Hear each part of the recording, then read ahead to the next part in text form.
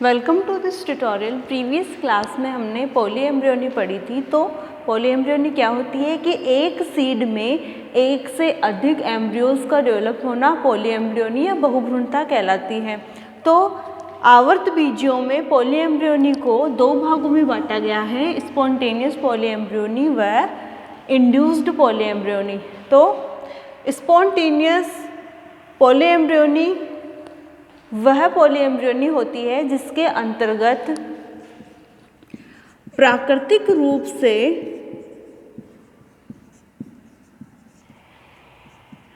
Embryo का development होता है।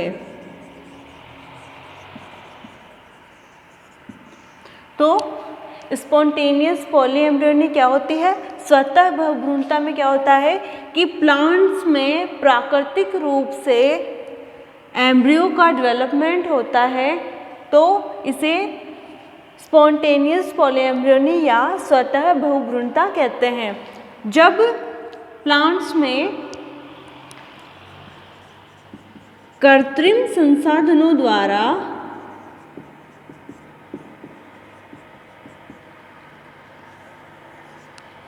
पॉलीएम्ब्रियोनी करवाई जाती है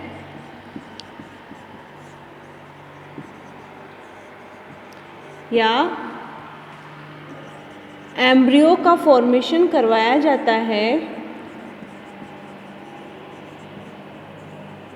तो इसे प्रेरित बहुभ्रूणता कहते हैं। तो स्वतः बहुभ्रूणता में क्या होता है कि प्लांट्स में नेचुरली ही पॉलीएम्ब्रियोनी होगी जिससे भ्रूण का विकास होगा या एम्ब्रियो फॉर्मेशन होगा या एम्ब्रियो का डेवलपमेंट होगा, तो इसे स्वतः बहुभ्रूणता कहते हैं। लेकिन प्रेरित बहुभ्रूणता, जैसे कि नाम से ही पता चल रहा है कि इसमें कृत्रिम संसाधनों द्वारा प्लांट्स में पॉलीएम्ब्रियोनी डेवलप करवाई जाती है जिससे एम्ब्रियो विकसित होते हैं।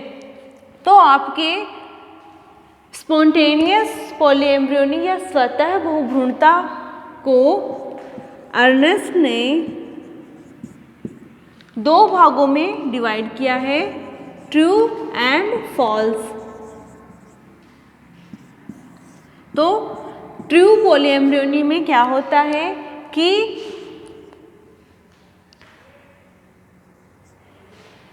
एक एम्ब्रियो सेक में एक से ज़्यादा एम्ब्रियोज का निर्माण होता है।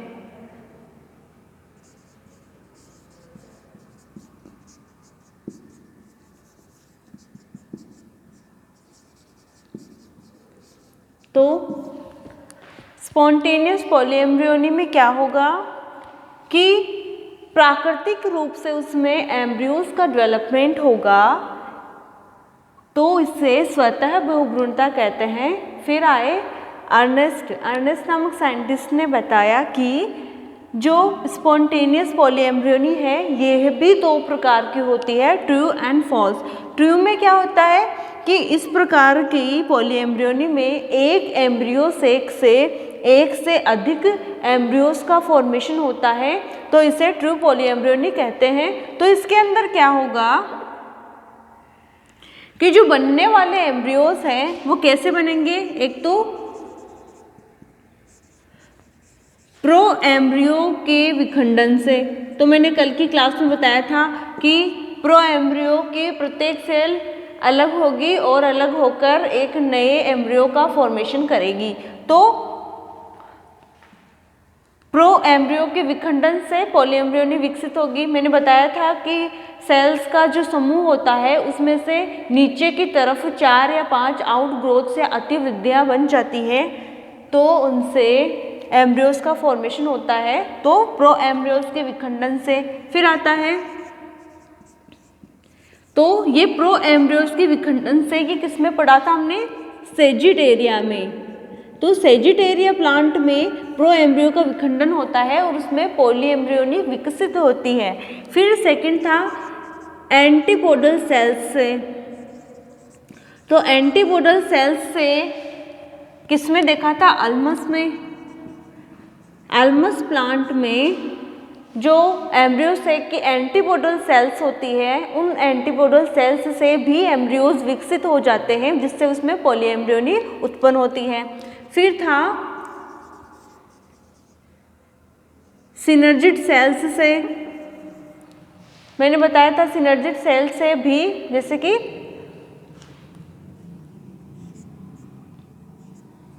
सिनर्जिड सेल से मैंने एलियम में बताया था कि एलियम में मेल गैमेट्स के साथ फ्यूज होकर पॉली एम्ब्रियोनी विकसित होती है, मीन्स उसमें एम्ब्रियोज का डेवलपमेंट होगा। फिर था सिट्रस में क्या बताया था कि इंटेग्यूमेंट्स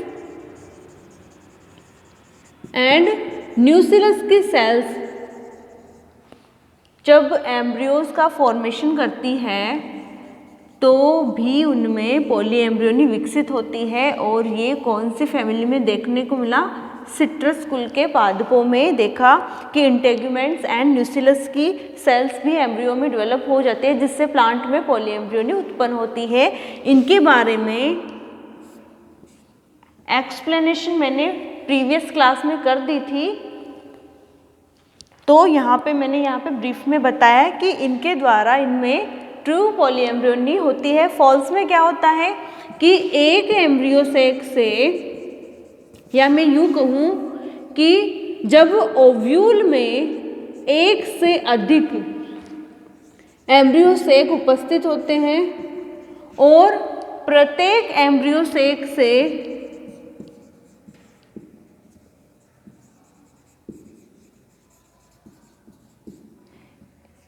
एम्ब्रियो सेक से एम्ब्रियोज विकसित होते हैं, तो इसे फॉल्स पॉली एम्ब्रियोनी कहते हैं। तो इनके बारे में मैंने पहले वाली क्लास में अच्छे से बता दिया। तो हम आते हैं इस पे इंड्यूस्ड पॉली एम्ब्रियोनी। तो जैसे कि इसमें पहले ही बता दिया गया कि कृत्रिम संसाधनों के द्वारा प्लांट्स में जब पॉली एम्ब्रियोनी विकसित करवाई जाती है या एम्ब्रियोज प्राप्त करवाए जाते हैं, तो इसे प्रेरित बहुभ्रूणता या इंड्यूस्ड पॉली एम्ब्रियोनी कहते हैं। तो इंड्यूस्ड पॉली एम्ब्रियोनी में क्या होता है कि इसमें कल्चर माध्यम में भ्रूण का विकास करवाया जाता है या संवर्धन माध्यम में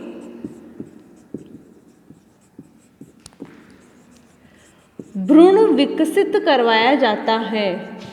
तो जब कल्चर मीडियम में पोषक पदार्थ देकर भ्रूण का विकास करवाया जाता है, तो उससे बनने वाला भ्रूण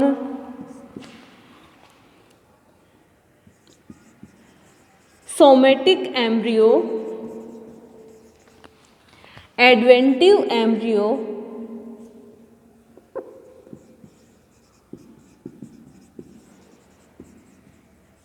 या एम्ब्रियोइड्स कहलाएगा, जिसे हिंदी में बोलते हैं भ्रूणाभ। तो जब संवर्धन माध्यम में या कल्चर मीडियम में एम्ब्रियो का डेवलपमेंट करवाया जाता है, तो इसे एडवेंटिव एम्ब्रियो, जिसे अपस्थानिक भ्रूण कहते हैं, तो एडवेंटिव एम्ब्रियो, सोमेटिक एम्ब्रियो या एम्ब्रियोइड्स कहते हैं। इन एम्ब्रियोइड्स का विकास न केवल ओव्यूल के टिश्यूज से होता है, बल्कि इनका विकास किसी भी प्लांट पार्ट से हो सकता है। ये प्लांट पार्ट क्या हो सकते हैं? ये रूट हो सकती है, ये लीफ हो सकती है, ये पोलन ग्रेन्स भी हो सकते हैं। इनकी सहायता से एडवेंटिव भ्रूण बनाया जा सकता है। तो इंड्यूस्ड पॉली एम्ब्रियोनी में क्या होता है कि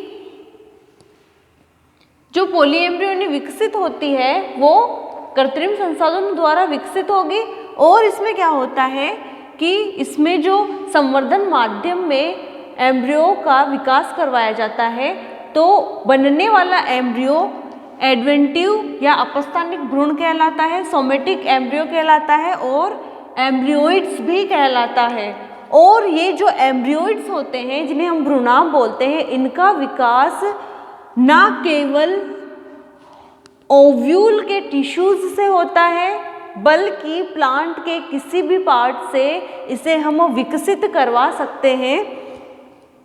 तो ये है root, leaf and pollen grains. तो इनके द्वारा इनमें पॉलीएम्ब्रियोनी हो सकती है। मीन्स रूट से भी हम एम्ब्रियो बना सकते हैं, लीफ से भी हम एम्ब्रियो बना सकते हैं और पोलन ग्रेन को भी हम एम्ब्रियो में विकसित करवा सकते हैं। लेकिन कंडीशन क्या होनी चाहिए? कृत्रिम संवर्धन माध्यम, उसकी हेल्प से हम करवा सकते हैं। लेकिन जो संवर्धन माध्यम होता है उसमें मुख्य पदार्थ क्या क्या होने चाहिए? एक तो ग्रोथ हार्मोन्स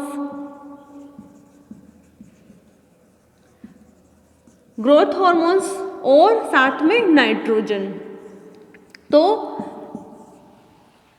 वृद्धि हार्मोन जिन्हें हम ग्रोथ हार्मोन्स कहते हैं, तो ग्रोथ हार्मोन्स व नाइट्रोजन युक्त संवर्धन माध्यम में हम कृत्रिम भ्रूण बना सकते हैं। तो हमने देखा कि जब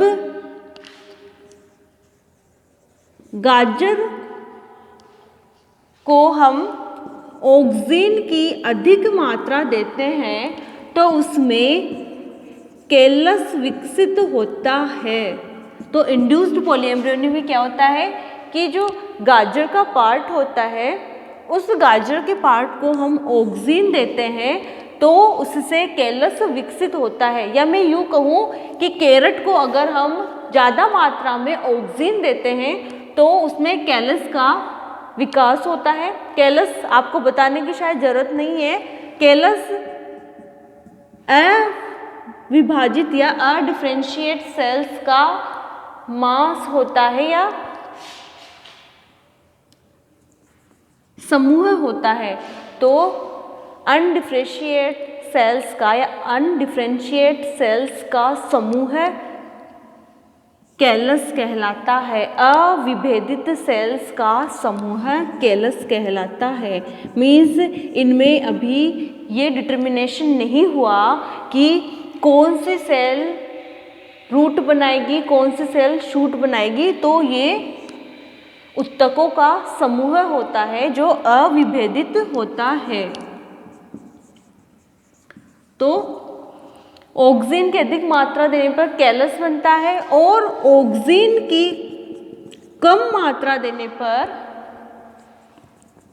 एम्ब्रियो का फॉर्मेशन होता है। मीन्स जब गाजर को ऑक्सीजन की अधिक मात्रा देंगे तो उसमें कैलस विकसित होगा, लेकिन जब इस कैलस को ऑक्सीजन की कम मात्रा देते हैं तो उस कैलस से एम्ब्रियो का विकास होता है।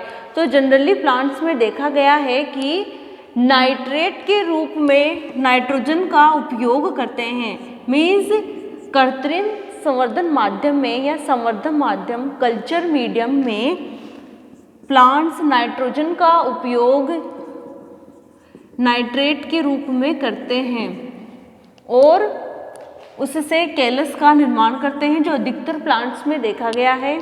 और अमोनियम क्लोराइड को वो यूज लेकर एम्ब्रियो का निर्माण करते हैं। भी गाजर में तो क्या हो रहा है, ऑक्सीजन की अधिक मात्रा से कैलस का फॉर्मेशन होगा और इस कैलस को ऑक्सीजन की कम मात्रा देते हैं तो एम्ब्रियो का डेवलपमेंट होता है। लेकिन कुछ प्लांट्स में ऐसे भी देखा गया है कि जो नाइट्रोजन होती है, इस नाइट्रोजन को नाइट्रेट के रूप में देने पर उनमें कैलस विकसित होते हैं और इसी नाइट्रोजन को अमोनियम क्लोराइड के रूप में देने पे उनमें एम्ब्रियो का विकास होता है। और इस तरह आपके पॉलीएम्ब्रियोनी इंड्यूस्ड पॉलीएम्ब्रियोनी होती है। अब होते हैं आपके रीजंस कि पॉलीएम्ब्रियोनी प्लांट्स में क्यों होती है।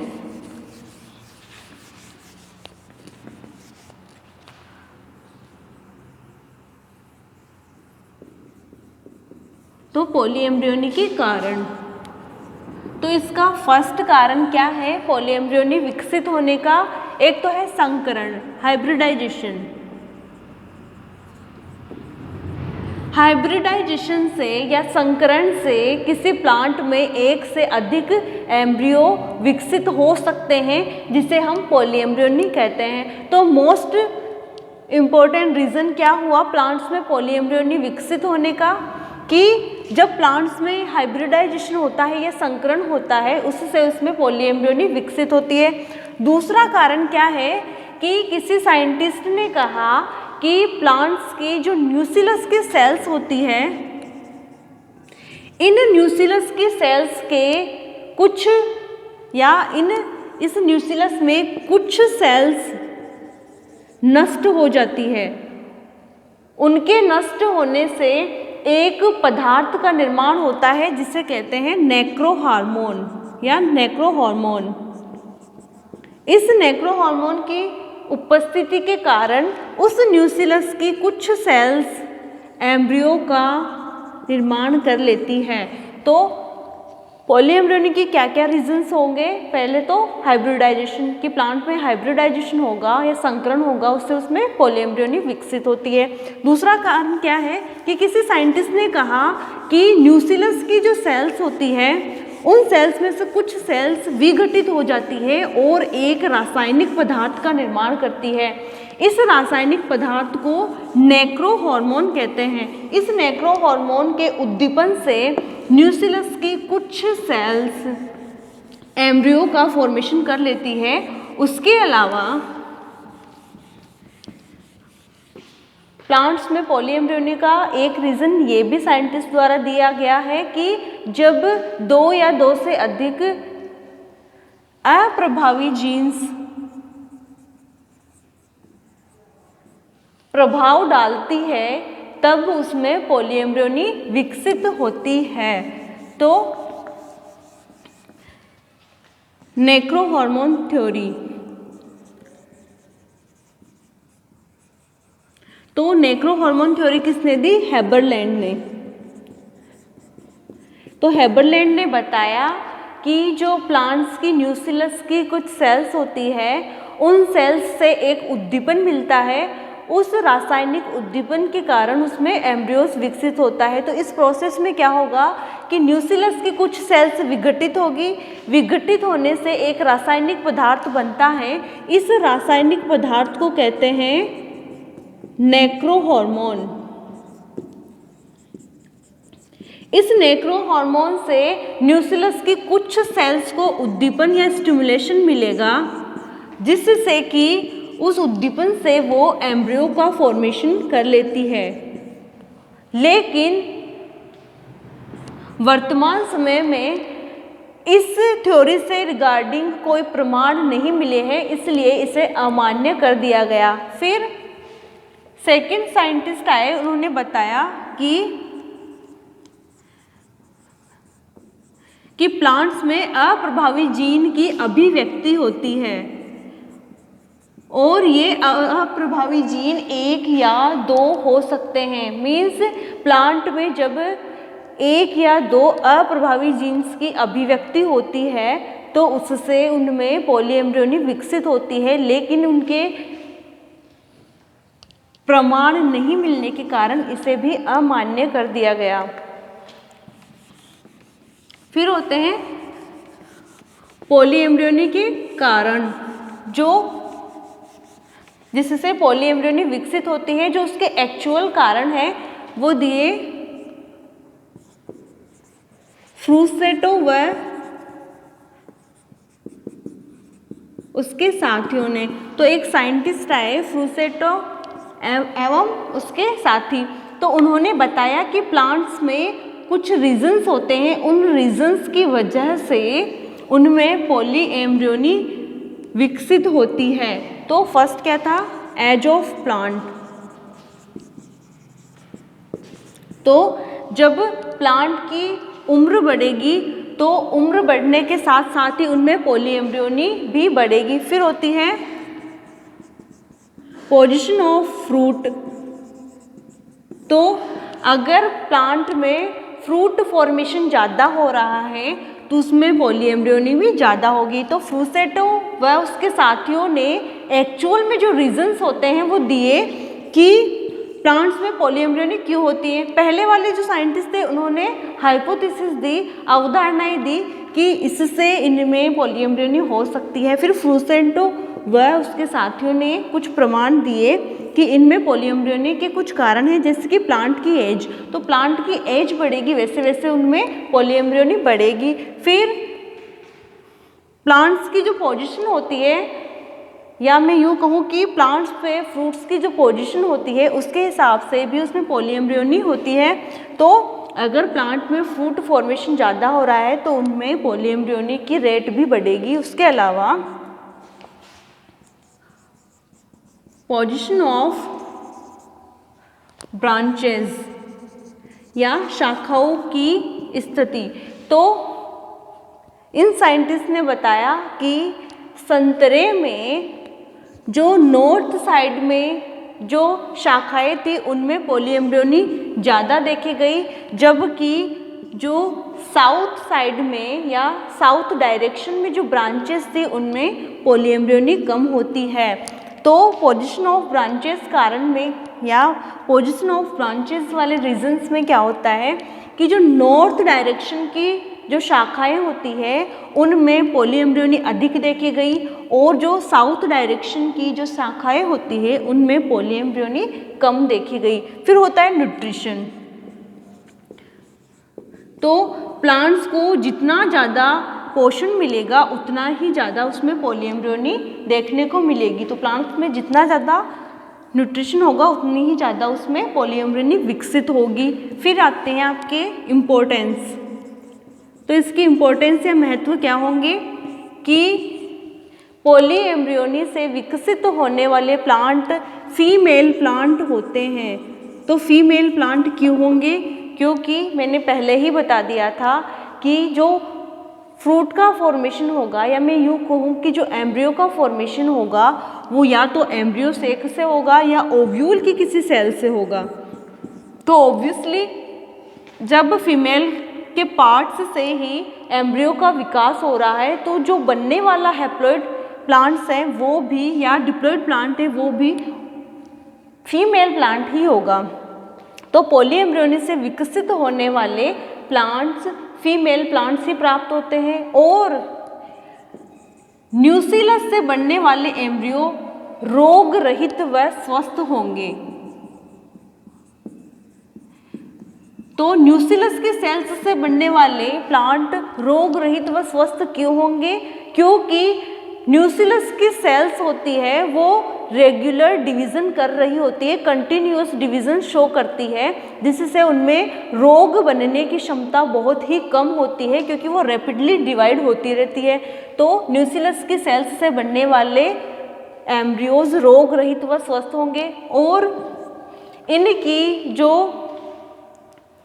ओज होती है वो ज़्यादा होती है। मीन्स इन प्लांट्स की जो प्रोडक्टिविटी होती है या उत्पादन होता है फ्रूट फॉर्मेशन का वो भी ज़्यादा होता है। और जो एम्ब्रियोइड्स बनते हैं इनमें इन एम्ब्रियोइड्स या भ्रूण के द्वारा आर्टिफिशियल सीड्स भी बनते हैं या कृत्रिम सीड्स का निर्माण भी होता है, जो आपने प्रीवियस ईयर में पढ़ लिया था कि कृत्रिम सीड्स क्या होते हैं। तो इससे हम आर्टिफिशियल सीड्स या एम्ब्रियोइड्स की हेल्प से कृत्रिम बीज का निर्माण भी कर सकते हैं और इसके साथ ही आपकी पॉलीएम्ब्रियोनी खत्म होती है। नेक्स्ट क्लास में हम नेक्स्ट टॉपिक शुरू करेंगे।